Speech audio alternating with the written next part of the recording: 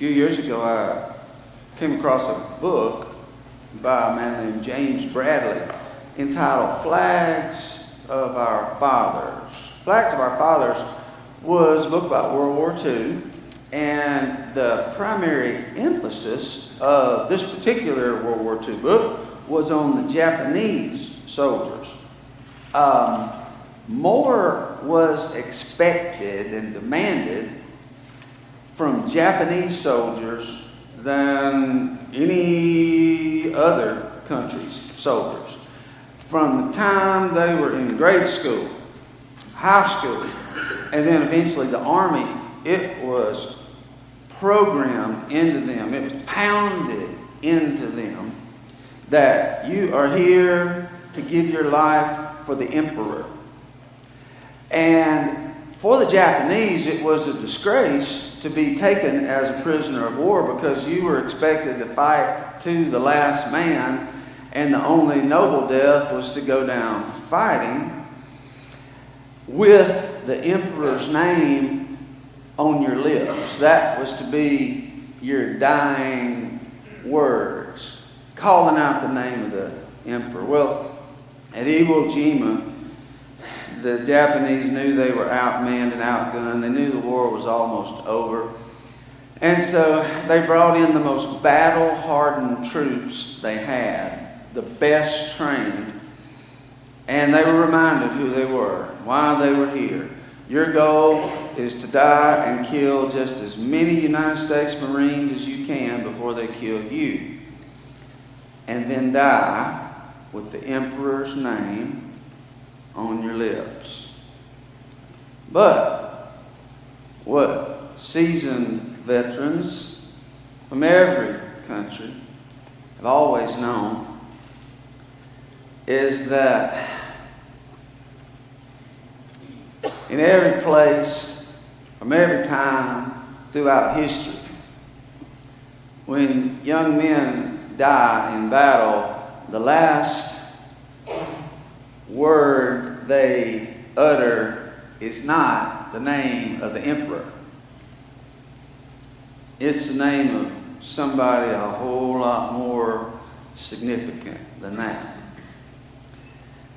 It's pronounced differently in different tongues. For the Japanese, it was Oksan, their last cry. Oksan. For the Germans, mutter. For the British, mum. For the Americans, mama.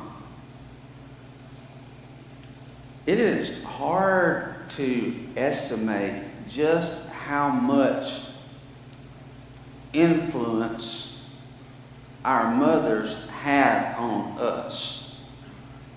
And regardless of whoever else was involved in shaping us, who raised us, who spent the most time with us, our mothers were the first people to begin shaping us because they began shaping us while we were still in the womb. And psychologists today will tell you that a mother's state of mind as she's carrying the child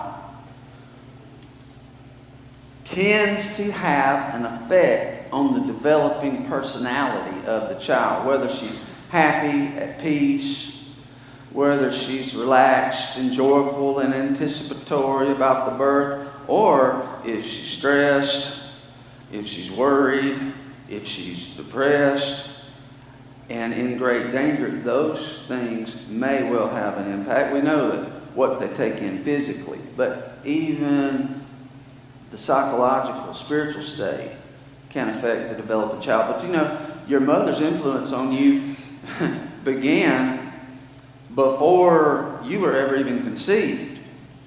It started way back when she was a little girl playing house with her baby dolls. Because even then, though she didn't yet know how many children she'd have or if she'd have any at all, she was practicing. She was already dreaming of the kind of child she hoped to one day have, and how she was going to take care of it.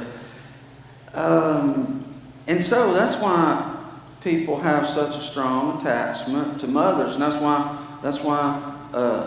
people who've been adopted, even by the very best of families in which they were far better off to be with the adopted family than if their mother had raised them. They still get to a point in life where they want to at least find out who the woman was who carried me, because that's how deep that connection goes. Of course, a lot of this applies to other family members as well, and whoever was a significant part of your early life, your growing up days. Influence flows along generational lines, whether it's coming through the mother or the father, even the grandparents. Things can skip a generation. You know how it's pretty well documented that alcoholism, or the tendency for it, does seem to run in families. So do a whole lot of other things. We are the product. You ever thought about this? You're the product of all your ancestors. You are a mixture of all of them. The ones you knew and the ones you didn't know. The ones who were here when you were growing up and the ones who died 200 years before you were born. Obviously, they don't have as much direct influence, but they're in the mix. They're in the mix. What's also true is that people who don't even have children of their own, or people who are not our blood kin, can have tremendous influence on us, for good or for bad. They shape us in important ways. When I was a teenage boy, growing up in church, there was an old man named Dave McKinley. I mean, he was 90 years old in 1985. But he was a short fella, and because he'd never been married and had that stress, he was living a long time.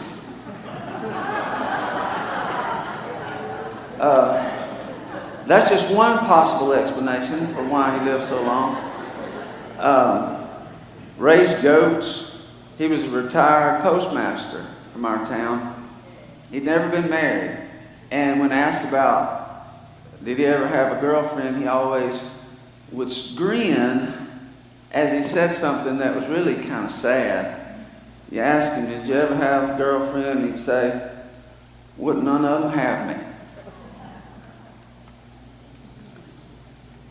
None of them would have him, but there was something about Mr. Dave McKinley, who always sat on the very back row in the same spot. He would begin conversations with the teenage boys, us boys that were growing up. And he was like the only old person, and that's the way we thought of it. Now I would say older people.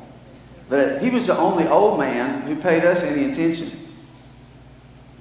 And really the only old man we paid any attention, because he paid attention to us. And so Mr. Dave, though he always sat in the same spot on the back row, he never sat alone. He would have anywhere from 4 to 8 young men sitting with him every Sunday, and he became a mentor to us.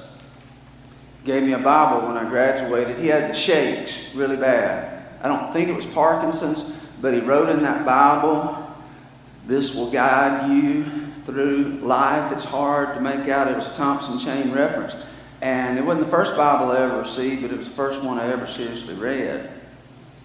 And it was through that Bible that my understanding of Scripture really began to grow deep every morning when I get up. And also, Mr. Dave, I could talk to him about things that I couldn't talk to my parents about.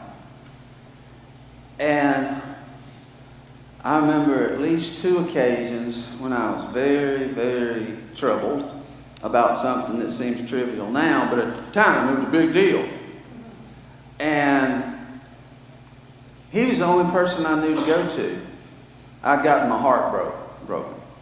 And I went to his house, rode a bicycle, and told him what had happened. I was a big boy, I didn't cry, but I grit my teeth and I told him about my heartbreak, and he just smiled. He said, "Let me fix you something to eat." He made me some potato cakes with syrup at 3 o'clock in the afternoon. He fed me, he talked with me, and he shaped me. And he showed me how much influence an old man, whom none of the girls would have, had such influence on me. And really, if you want to get down to it, he's even shaping you. He's shaping this church through me. I'm not saying that I'm a clone of him or any other single person, but Alfred Lord Tennyson, in his book Ulysses, he put these words on the mouth of Ulysses: "I am a part of all I have met." I am, you are. Every one of you were shaped by people. There are people in you that we can't recognize just by a casual look, but they're in there. And on days like this, it's good to remember who those people were, especially on a day like this, along generational lines. Whether you knew your great-grandparents or not, they're the ones that raised your grandparents. And your grandparents are the ones that raised your parents, who raised you. And now you're raising somebody. That stuff matters. Mr. Fred Rogers had something really profound to say about that. I got a quote I want to put on the screen and read to you. Mr. Rogers' neighborhood, well, I'll say 2 things. When I was little and discovered him, he was making those things fresh at that time in the early 70s. I was 4 years old. I loved Mr. Rogers. And I always went away from that television set feeling special, like I mattered. But my teenage cousins would make fun of me. "He is not cool, Lance. Don't be like him." Well, maybe he wasn't cool, but he did have some cool things to say, and he did a lot of shaping of a lot of people. Here's what he said about generations. "Each generation in its turn is a link between all that has gone before and all that comes afterwards." That would be you. You're one of those links. That is true genetically, and it is equally true in the transmission of identity. Our parents gave us what they were able to give. Now pay attention to that part, what they were able to give.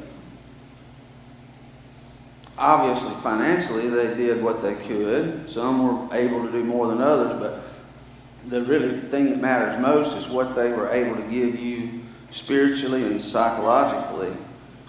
Depending on how healthy they themselves were, what their own spiritual maturity level was, they gave what they were able to give you, for better, for worse. And we took what we could of it and made it part of ourselves. You may not have recognized that's what you were doing. I didn't. But it was happening, it was becoming part of me. If we knew our grandparents and even our great-grandparents, we will have taken from them what they could offer us too. All that helped make us who we are. We in turn will offer what we can of ourselves to our children and their offspring. The truth is, each of us can only offer anybody so much. If you're talking about something, a relationship that's got nothing to do with blood relationship, just a friend, a person you're encouraging, mentoring. You've heard it said, you can only take another person, you can only lead another person as far as you yourself have been. And that in itself is a motivation to grow, to learn all your life. Otherwise, you know what will happen? Your children and your grandchildren will pass you. Don't let that happen. You've got such a good head start. Don't give it up. Keep learning. Keep growing. Now I want to ask you, who influenced you? Who helped shape you? If 2 or 3 names come to mind, whatever their relation was, whether it was recently or long ago, it really matters not. What matters is the power of the shaping and how and why you're different because of your exposure to this person. In traditional cultures, obviously in the ancient world, but really right up through the 20th century, especially in rural areas, many of you know what I'm talking about. It was a big, big deal which family you married into. Because in small towns throughout history, families tended to stay in one place. And there were a bunch of Sawyers in this area. There were a bunch of Halls. There were a bunch of Bowens, a bunch of Harveys. And each family, while it was made up of individuals, each making his or her own choices, doing his or her own thing, there are certain things that certain families are known for. Good things and bad. It was a big, big deal in the ancient world and until fairly recently. Which family you married into, because you were joining yourself. That meant who my child marries is going to be half of what shapes my grandchildren. And once it happens, I have no control, but that's why parents used to pick out the spouses for their kids, I did that too. I picked out the spouse for both of my kids, and they just didn't agree with my decision. But there's something in us that wants to do that, even though it doesn't work.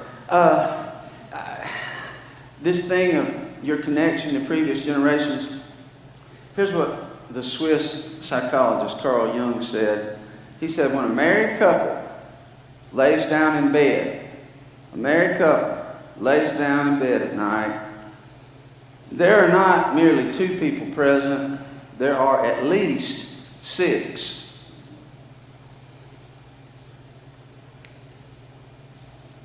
The husband's there, the wife's there, but in that husband are his mother and his father, and all they taught him and modeled for him about marriage and what they taught him about sexual relationships, all that. Same with the woman.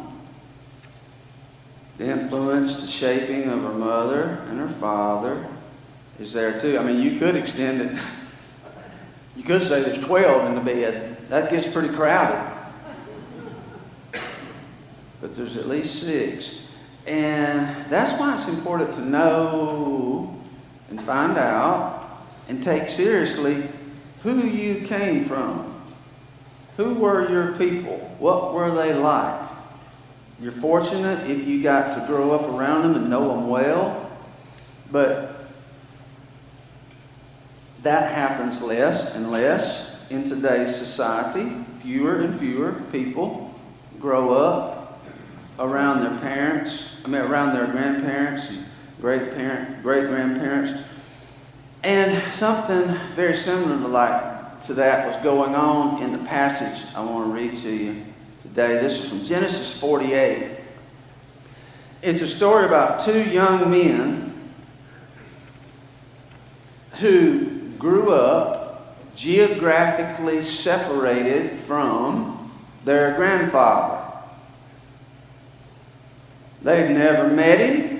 They'd heard a few things about him, but they'd never had the opportunity to meet or speak with their grandfather. They knew nothing of their great-grandfather or their great-great-grandfather.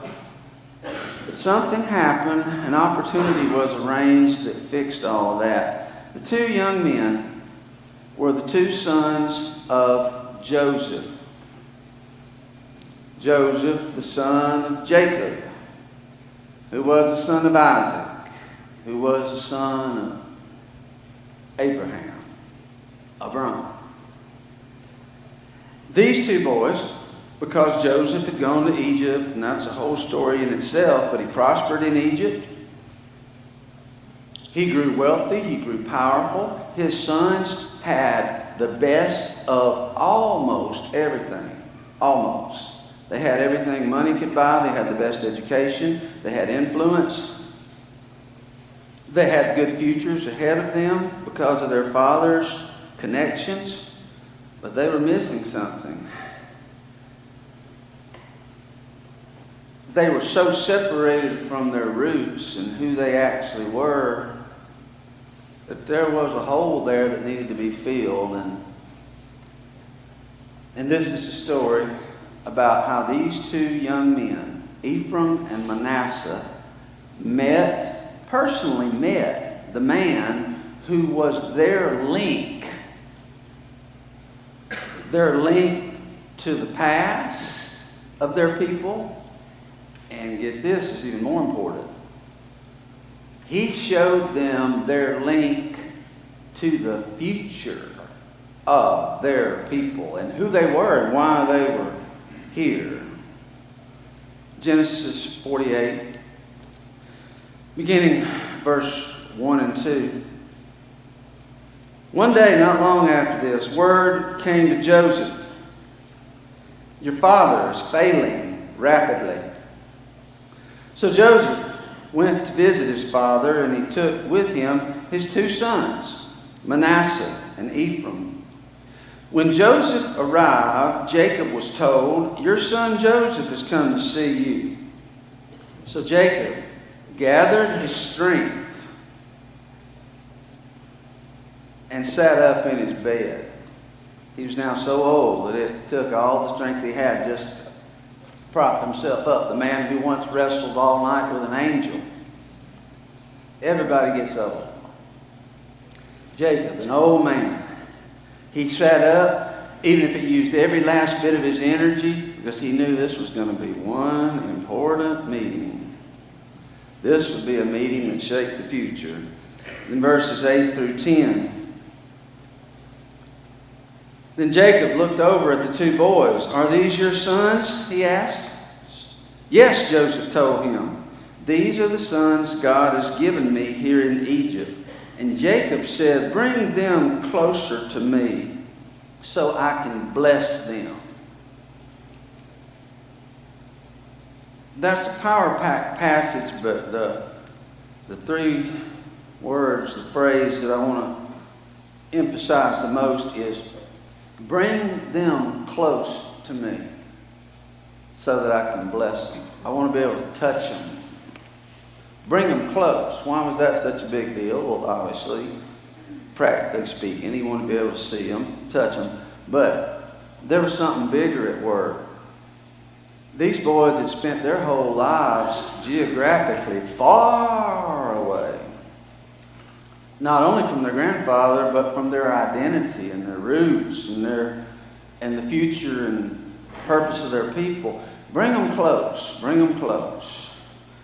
Bring them close. And these two men, young men, were about to discover where they came from. Something about their generational lines. something about God, something about family, something about their reason for even being in this world. Verse 15 and 16, Joseph's words to his grandson. It was a blessing. Then he blessed Joseph and said, "May the God before whom my grandfather Abraham and my father Isaac walked, the God who's been my shepherd all my life to this very day, the angel who has redeemed me from all harm, may he bless these boys." It's the same God, the God of my grandfather. May he bless these boys. May they preserve my name and the names of Abraham and Isaac, and may their descendants multiply greatly throughout the earth. Now, there's a couple of things I need to say about that blessing.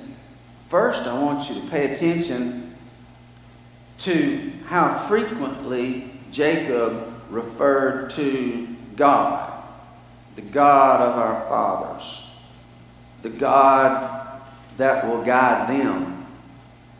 God was woven all throughout this blessing. I'm saying at this point in his life, Jacob was talking a lot about God. And I've noticed in myself and others that most people tend to talk the most about the things that are most interesting and important to them. This was very important to Jacob. But it had not always been. And here's where I think a number of us are going to make a connection with Jacob. Here as an old man, he's all about God. He's looking back and he's seeing all the ways God had worked in his life. He's trusting that God's going to continue to work in the lives of his descendants. But guess what? If those two grandsons had known Jacob 40 years earlier, if those two grandsons had met Jacob back when he was raising their father and their uncles, they would have met a very different Jacob. One not nearly so noble, nor so spiritual. You probably know the name Jacob means heel catcher. He was a trickster. He was a con man and good at it. He was a deceiver from his earliest days, the first half of his life, basically. Not just a con man, but you could almost make the case that he was borderline narcissistic. It was all about Jacob. And you won't hear Jacob in early life talking about God. His whole focus is on what he wants and what he's going to get, and he's willing to do whatever and climb over whomever he has to get it. That's the Jacob that raised his sons.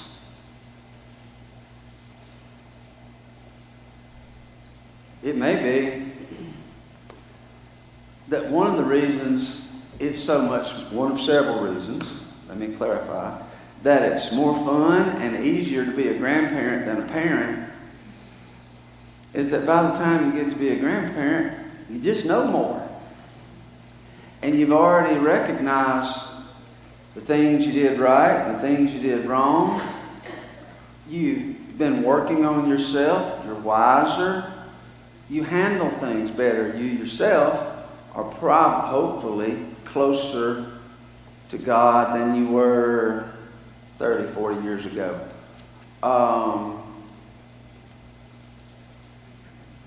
You'll hear me talk some about the first and second half of life. In the first half of life, it's all about making it. I mean, we've got to make it financially. We've got to find a spouse, if any of them will have us. We've got to find a spouse. It's about having children. It's about providing for those children, pouring ourselves into our career because we got to make a living. And if we don't, who's going to do it for us? That's appropriate in the first half of life. But in the first half of life, hopefully we're doing everything we possibly can to grow in our relationship with God, that's the prime opportunity, and really the only opportunity we're ever going to get to directly expose our children to godly people, Sunday school teachers, for example, who will shape them spiritually in ways that we can't. And we'll probably talk to them about some subjects that, for whatever reason, we can't. First half of life, there's plenty of spiritual duties, but in the second half of life, as we mature, we become more secure, we move toward retirement, we're wiser. And we have less distractions, fewer distractions, and we're able to focus more heavily on our relationship with God and do inner work on ourselves, sorting through all the different pieces of who we have become. You ever thought of it that way? Do you ever do that? Sort through all the pieces of who you've become. There's usually not time for that, or a lot of time for that until we're older. There are pieces of you that came from all sorts of people and places. We've already said that. Some of them are good, some of them are bad. There are family traditions, family ways of thinking that are noble and healthy and need to be preserved. There are other family traditions, patterns is a better word. There are other family patterns, ways of thinking, ways of operating, ways of reacting that are self-destructive. And so, don't make the mistake of thinking, I'm going to raise my kids the same way I was raised. Please don't do that. Please don't do that. Hopefully you were raised well. But take stock of what needs to be passed on, what to keep and what to throw away.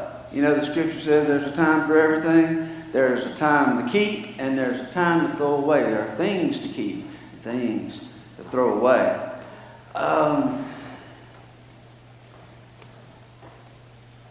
Jacob had thrown away a lot of the stuff that he used to be obsessed with. Mainly it was his getting ahead in the world. And he was ahead. He was wealthy. But here's what I want to say again. If Jacob had met these two grandsons 40 years earlier, he would not have had nearly so much godliness or spiritual wisdom to impart. And so, while on one hand it's a tragedy, it's sort of sad that those boys didn't get to grow up around him, it's also a blessing that they did get direct, close-up exposure to him at the point in his life where he had most to offer.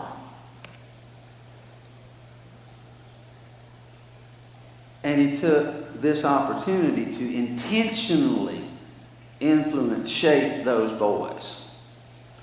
And this is really a sermon about taking responsibility to shape the future. Because all of us are shaping it. Regardless of what our family connections are or are not. Look at what you are, the person you've become. And as it says in 1 Thessalonians 5:21, as you evaluate yourself, don't be afraid to look at the darkness that's in you. People who are scared to look at the darkness in them, they scare me. And they should scare you because it's there. But if they don't see it, they will unconsciously behave and speak damage and not even realize what they're doing. It's there. And then when you do, here's what the scripture says. Test everything. Test it all. Hold fast to what is good. What do you do with the rest? You toss it. Who are you shaping? Maybe you need to start with shaping yourself or reshaping yourself. I read a book once. This is one of those books where the title itself is so good that you almost don't need to read the book to get the main message. You know what the title of it was? Self-reparenting. And that's partly what adulthood is, self-reparenting. Holding fast to all that was good and instilled in you, but reprogramming the things you picked up, the attitudes, the patterns you picked up. Self-reparenting. If you don't self-reparent, then you would simply reproduce more and more of some of the same patterns, which may really need some work. Who are you shaping? What I want to ask you to do is intentionally self-reparent yourself continually. That's really just another way of saying do your spiritual work. Be honest with yourself. Be a lifelong learner. Keep growing. Because the more you grow spiritually, emotionally, the more you're going to have to give to the people who are in your life now and the people who will be there a year from now and 10 years from now.